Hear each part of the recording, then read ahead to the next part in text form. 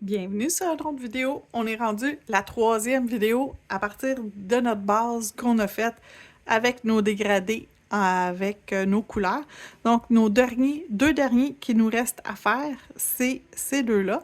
On va commencer par mettre une couche suffisante, mais pas trop épaisse, de foil transfert gel. On va le faire cuire 60 secondes et ensuite on lui donne le temps de refroidir au moins 35 à 45 secondes.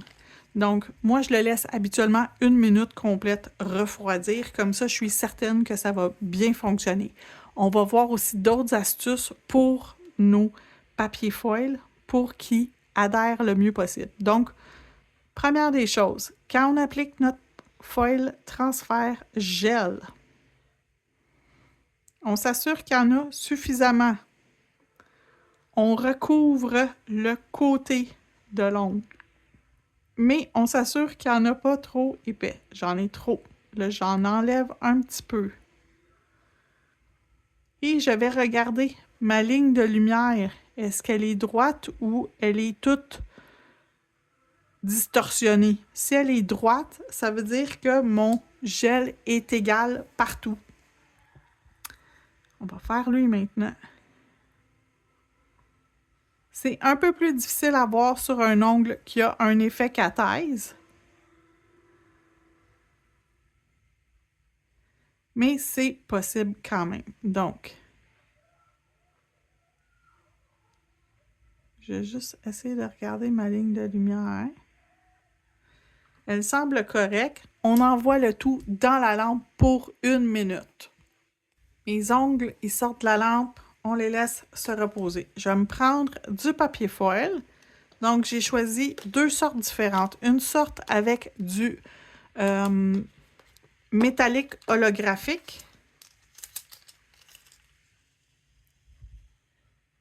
C'est ici. Un effet holo, c'est un petit peu plus difficile à étamper. Donc, c'est parfait pour une démonstration. Et l'autre, j'ai pris quelque chose avec des petites lignes à l'intérieur, si je peux le trouver. C'est celui-là ici. Il y a comme un petit carotté à l'intérieur du design. Techniquement, je pense pas que vous allez le voir. Il y a des petites lignes carottées à l'intérieur. Ça aussi, c'est difficile à utiliser. Donc, je fais exprès de prendre des choses qui sont pas évidentes mais en même temps que les couleurs fonctionnent pour pas que ça fasse laid. Hein, on veut pas faire quelque chose de laid, on veut faire quelque chose de joli. Donc, oups, pardon. Ça a eu le temps de refroidir. Là. Par le temps qu'on se parle, ça a refroidi. Je vais me prendre un petit peu d'alcool. Je vais tourner mes papiers. Je vais juste passer un petit coup d'alcool en arrière de chacun. Pas trop, parce que si je pèse ou quoi que ce soit, si je pèse sur mon papier quand je fais le mouvement, je vais vraiment délicat. Et vraiment doucement pour être sûr que j'enlève pas la couleur. Je vais prendre mon rose en premier. Et je vais m'aligner. Je vais avoir le petit papillon. Fait que je vais avoir mon papillon sur mon ongle. Je vais m'aligner. Je vais le déposer. Je vais juste frotter au centre en premier. Et je vais choisir un côté. Et je vais venir m'appuyer sur mon ongle en essayant de faire le moins de plis possible. Bravo Hélène, un gros pli ici. Mais honnêtement, là, je suis sûre que ça apparaîtra pas. Et c'est adhéré. Ce côté-ci a déjà adhéré. Et où? C'est adhéré.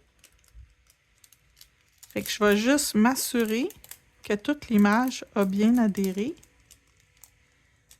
Fait que je retire délicatement le papier pour m'assurer que l'image a adhéré au grand complet.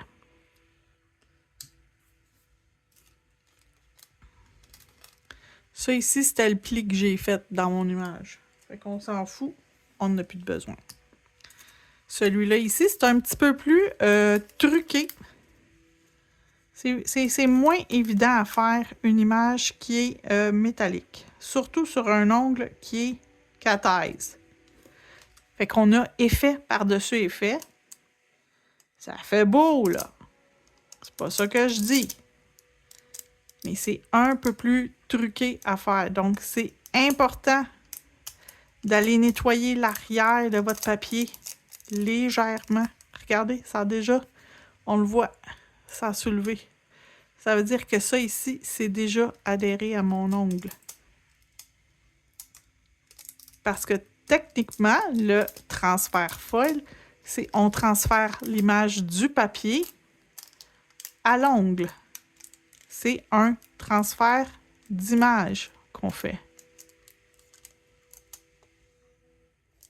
Si on voit que l'image n'a pas bien transféré, on peut revenir sur place et avec notre pouce peser pour transférer l'image sur l'ongle.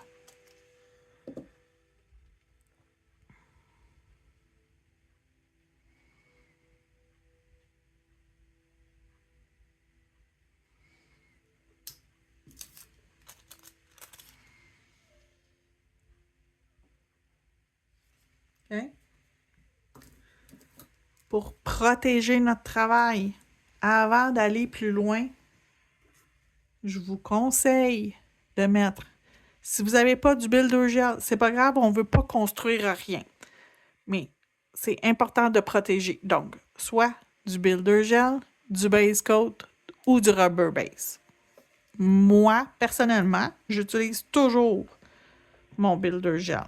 C'est mon produit chouchou. C'est le produit que j'utilise le plus dans tout ce que j'ai. Donc, premièrement, ça va venir sceller votre foil. Deuxièmement, l'image apparaît plus nette, plus jolie.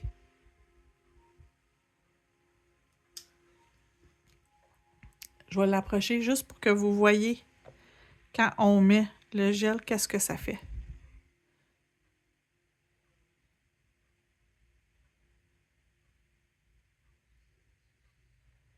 Ça scelle votre produit en place. C'est comme s'il s'absorbait un dans l'autre. Et on l'envoie encore une fois dans la lampe LED pour 60 secondes. D'accord, donc ça sort de la lampe.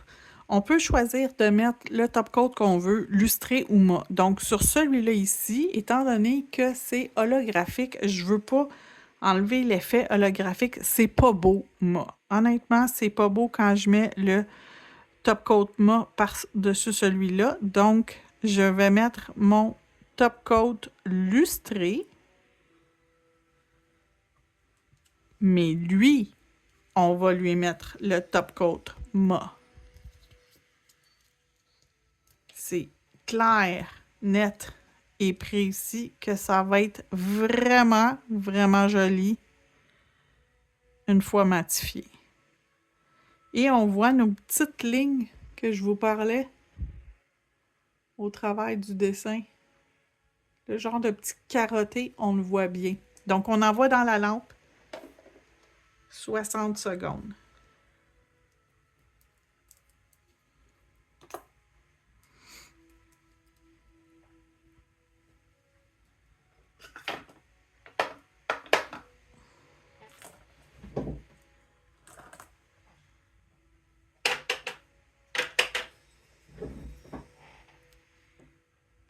Et voilà, donc, lustré ou mat, aussi simple que ça. Si jamais vous avez une image qui transfère pas bien et que dans le haut, c'est moins joli, faites soit un contour avec le gel paint ou rajoutez des petits bijoux. Ça va tout faire comme différence, mais honnêtement, laissez refroidir votre gel foil et nettoyer votre surface de votre papier foil à l'arrière de la surface. Passez un petit tampon léger, ne pas frotter, juste léger à la surface. Laissez l'alcool s'évaporer avant de le transférer. Ça va faire toute la différence.